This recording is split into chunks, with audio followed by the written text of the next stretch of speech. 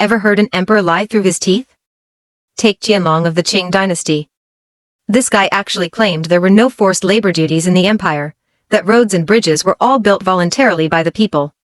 Yeah, right. In reality, Chinese farmers weren't just paying land taxes. They were crushed by labor demands, local levies, and tons of unofficial fees that the court never admitted existed. Add all of that up, and the average peasant in inland East Asia had it worse than an Ottoman serf. Even back in the Han dynasty, under Emperor I, who was known for being lenient, farmers were supposed to pay just 1/30 of their harvest as tax. But guess what? Huge numbers of them still gave up their land to become tenant farmers under powerful landlords who took 50% of the crop. Why? Because being a tenant often meant fewer surprise fees, less labor duty, and more stability.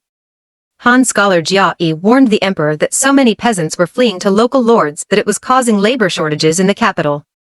Scholar Chao Kuo wrote that the average 5-member farm household was barely surviving, constantly working, never resting, and living in fear of disasters, random tax hikes, and cruel local officials.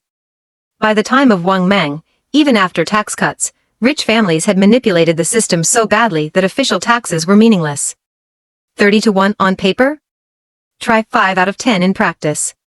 Fast forward to the Qing dynasty. Scholar Li Tiaoyuan tells the story of his childhood friend, a small landlord who sold his land just to become a tenant for a local scholar official. Why? Because as a landlord, his actual tax burden was 20 times the official rate. In good years, he barely scraped by. In bad years, he went broke. So he sold his land, paid for permanent tenancy rights, and as a tenant, despite giving up half his crop, he suddenly had no surprise taxes, could save up, even afford an ox. He ended up happier as a tenant than he ever was as a landowner. Even Li himself was tempted to do the same, until his friend reminded him, "You're an official household. You get tax exemptions. Just make sure your kids pass the imperial exams. Once you lose that status, the system will eat you alive." This wasn't just one case.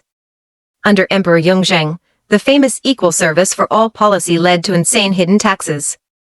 In Hunan, after turning labor duties into cash payments, local officials taxed every landowner, even government households.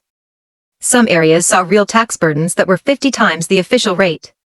So the next time someone tells you ancient Chinese emperors ruled with justice and light taxes, remember this: the tax you saw was never the full price. The real weight? Hidden, denied, and backbreaking.